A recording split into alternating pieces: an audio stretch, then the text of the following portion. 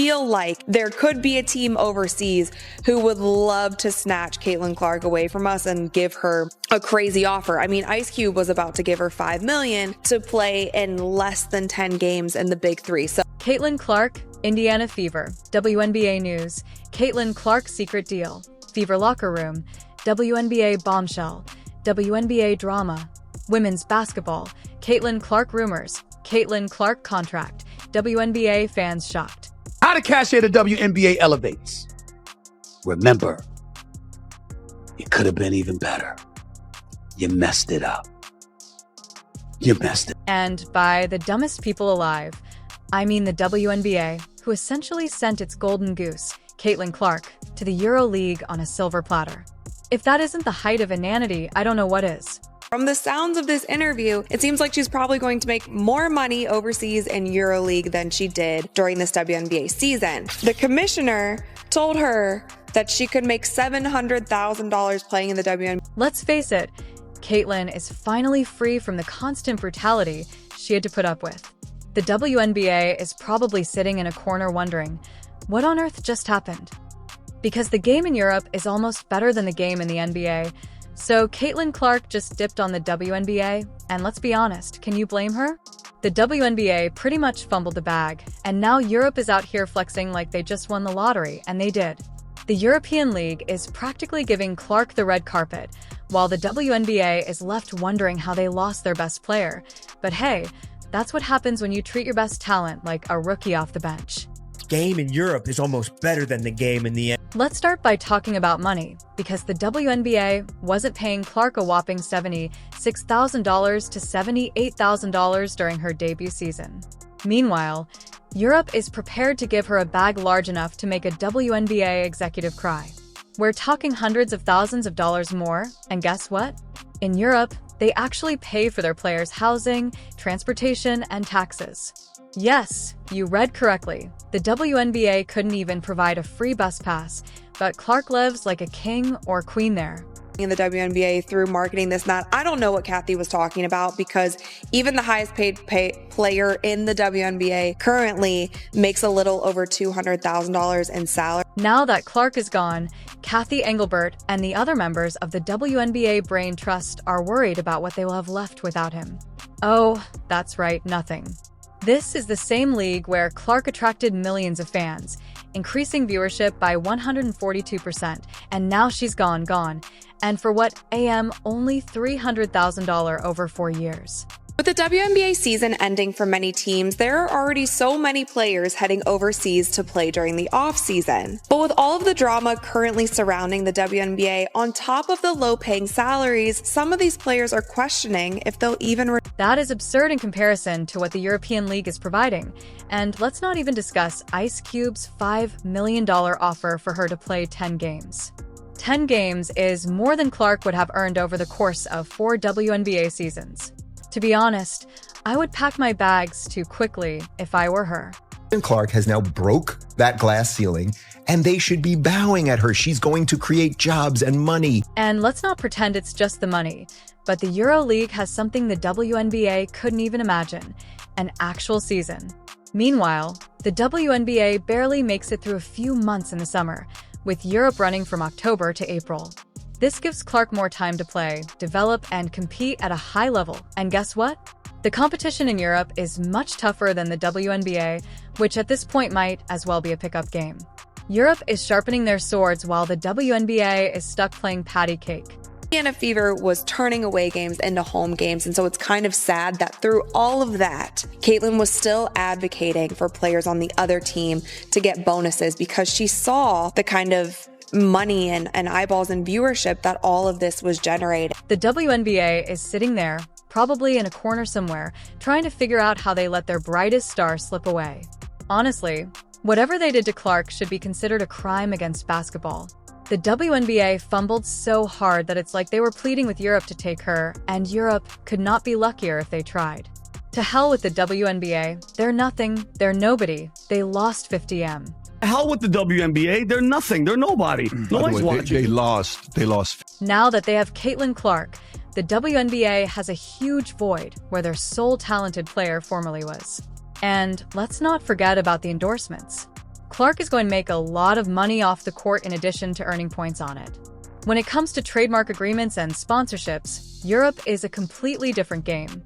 Although the WNBA is over here inquiring as to what went wrong with everything you had, Clark will soon be featured on every billboard from London to Paris. You allow Caitlin to elude you while she's fucking Clark. Europe simply provided her with what she was due, without even trying. I understand she hadn't played in the league yet, but at least the popularity and the interest around it. In contrast to the WNBA, which essentially feels like the same old song and dance every game, the EuroLeague is a genuine battle with top-tier players competing against each other, not just American players. Talent from superpowers like France, Spain, Turkey, and Russia, the WNBA couldn't after that. You have Turkey, where the game is slick, fast-paced, and all about those quick plays. Forget the WNBA's plotting, where Clark will face a team that plays tough, gritty basketball. In Russia, it's all about brute force, so she's going to have to toughen up and start bodying people.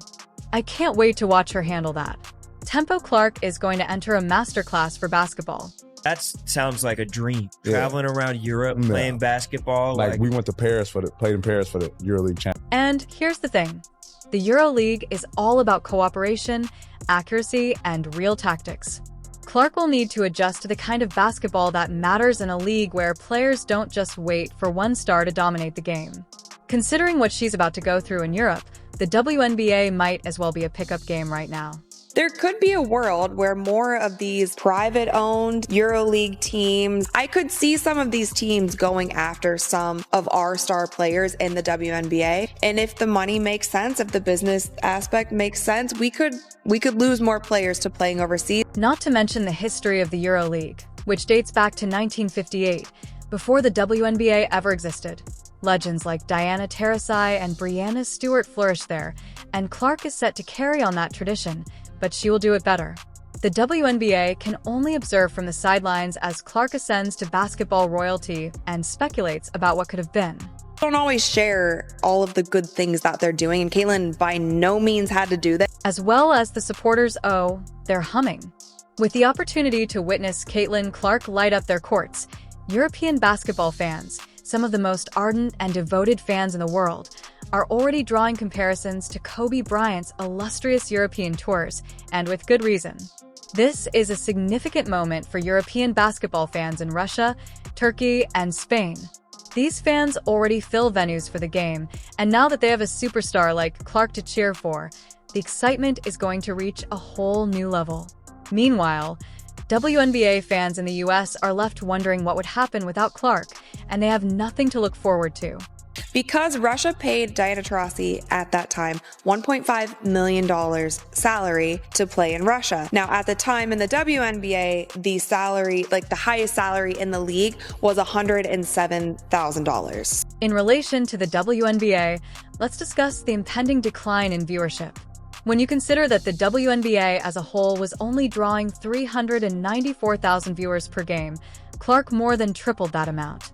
However, now that she is gone, no one is tuning in for anyone else. They were there for Clark and, without her good fortune, keeping people interested. Clark alone brought in more viewers than the league has seen in years. She was getting all of that, yet all of these eyeballs were coming to the league because of her. The Indiana Fever was turning away games into home. The evidence was already there. When Clark was not playing in the playoffs, the first game between the Aces and the Liberty drew only 929,000 viewers, compared to over 1 million when she was. The WNBA will feel the full impact of her absence, and they deserve every bit of it for allowing her to slip away.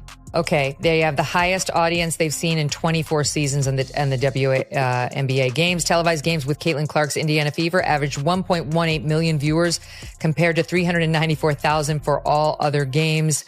There were a record 22 games that averaged over 1 million views. The WNBA has had its chance, but they really blew it. They put Clark in the same box as everyone else, slapped a tiny paycheck in her hand, and expected her to stay. She's a superstar, not just a role player they can toss around, and now that Europe has her, they're not letting go. Clark was the league's lifeline, and now she's taking her talents and the fans that came with them over to Europe. The EuroLeague already had a strong fan base, but now that's just the beginning. The European basketball scene is about to blow up, and Clark will be right at the center of it all. Enjoy your empty seats and depressing ratings, WNBA. Perhaps you will know how to handle a talent like Clark the next time, but wait, there won't be another one because she is Europe's treasure. The WNBA may continue to weep over it, while the EuroLeague can watch Clark smash records and score buckets. Well done, WNBA. You truly outdid yourself this time.